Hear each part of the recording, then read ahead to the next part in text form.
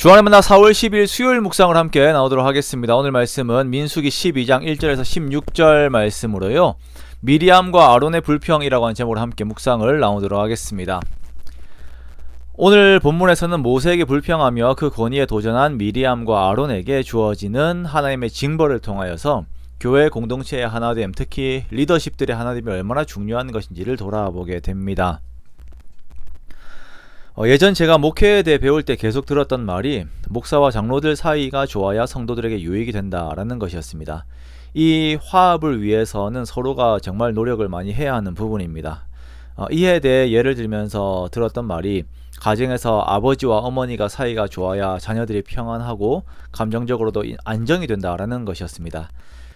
제가 그 당시에는 전도사, 강도사 혹은 목사 초년생이었어서 이 말씀의 의미가 크게 와닿지 않았습니다만 점점 목회 경험이 쌓이고 또한 다른 교회들에서 들리는 소식들을 들으면서 리더십들의 하나됨이 참 더욱 필요한 것이다, 얼마나 참 중요한 것이다 라고 하는 것을 실감을 하게 됩니다. 오늘 본문의 시작은 모세가 구스 여자를 취하였더니 라고 시작을 하고 있습니다. 이 구스 여자가 누구인지는 정확하지 않습니다. 구스를 이디오피아로 해석을 하는 경우도 있고 또한 구산으로 해석을 하기도 합니다. 구산이라고 하였을 때에는 메소포타미아 전체를 의미를 합니다. 이 구산이라고 하는 지역이 모세의 아내 십보라가 사는 미디안 지역까지 포함을 하는 것이기에 이 구스 여인이 십보라라고 주장을 하는 경우들도 있습니다만 정확하지는 않습니다.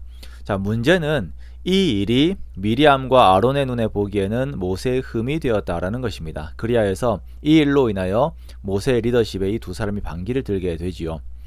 2절의 말씀을 보면 그들이 이르되 여호와께서 모세와만 말씀하셨느냐 우리와도 말씀하지 아니하셨느냐 하매 여호와께서 이 말을 들으셨더라 라고 말씀을 하고 있습니다. 즉 미리암과 아론은 모세의 이 일을 자신들의 기득권을 장악하기 위한 수단으로 그리고 그러한 기회로 삼은 것입니다. 문제는 이것입니다. 이들은 비방을 하였고 이 비방의 소리를 들은 여호와께서 이 소리를 들으셨습니다.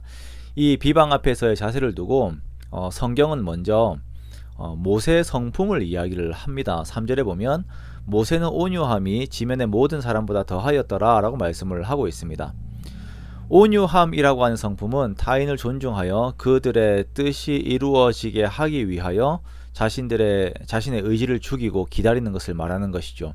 자, 이것은 하나님에 대한 태도이며 사람에 대한 태도이기도 합니다. 즉 모세는 이 일을 두고 하나님 앞에서 자신을 돌아보고 있었고 미리암과 아론은 이 일로 자신들의 기득권을 채우려고 하였습니다. 그래서 하나님께서는 이 세 사람을 부르시고 하나님께서 모세를 얼마나 사랑하시는지를 말씀을 하십니다. 자, 왜 모세를 그렇게 하나님께서 사랑하시는가? 7절의 말씀을 보면 모세가 내 온 집에 충성함이다 라고 이렇게 말씀을 하세요. 자, 이것이 모세의 온유함이죠. 그는 하나님의 뜻이 이루어지게 하기 위하여 전심을 다하는 사람입니다. 모세는 꿈과 환상에서 하나님의 계시를 듣는 일반 선지자와는 다르게 직접 하나님을 대면하는 자라고 하나님께서 그를 세워주십니다. 자, 보세요. 미리암과 아론은 자신들이 스스로를 높이기 위하여 모세를 비방하는 악을 행합니다. 그러나 하나님께서는 그렇게 스스로 높이는 이들 앞에서 하나님께 충성하며 하나님과 친밀한 관계를 가지고 있는 모세를 세워주십니다. 자, 그리스도인의 권위는 하나님께서 세워주셔야 높아질 수 있는 것입니다. 우리가 충성할 때 하나님께서는 우리를 높여주십니다. 미리암과 아론은 이것을 몰라서 세상의 방법으로 권위를 차지하려고 하다가 하나님의 징벌을 받게 됩니다. 미리암은 나병이 걸려서 진영에서 떠나야 하는 상황이 되어 버려요.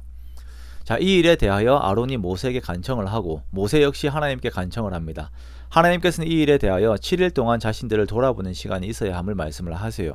자, 이것은 비단 미리암에게만 해당하는 것이 아니라 전 이스라엘에게도 해당되는 시간이었습니다.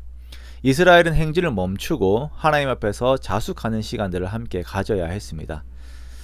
미리암과 아론에게서 시작한 리더십들의 분란은 결국 공동체의 행진을 멈추는 결과를 가지고 왔습니다. 이들의 죄악과 연약함 속에서 이 멈춤의 시간이 어쩌면 반드시 필요한 시간이었을지 모릅니다만 이들이 만약에 영적으로 성숙했다면 이러한 지체함의 소비는 없어도 되는 시간이었을 것입니다.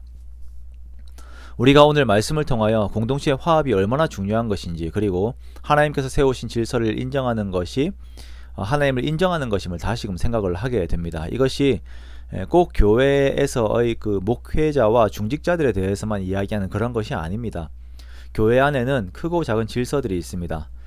또한 교회 상급기관으로는 노회와 총회가 있습니다. 그 모든 질서들을 인정하면서 우리가 하나님 앞에 설 때에 사단이 죄로 틈을 탈 여지들이 없어지게 되는 것입니다. 그렇게 교회가 강건해지고 성도들의 기쁨과 평안들이 유지가 되는 것입니다. 그러므로 우리가 모든 질서들을 인정하되 질서 안에서 각자가 하나님 앞에서의 책임들을 가지고 온전히 서게 됨으로 인하여 더욱 함께 하나님 나라의 온전한 모습을 이루어 가기 원합니다. 그렇게 하나님 앞에 함께 서는 저와 여러분의 복된 삶이 되시기를 주님의 이름으로 축원합니다.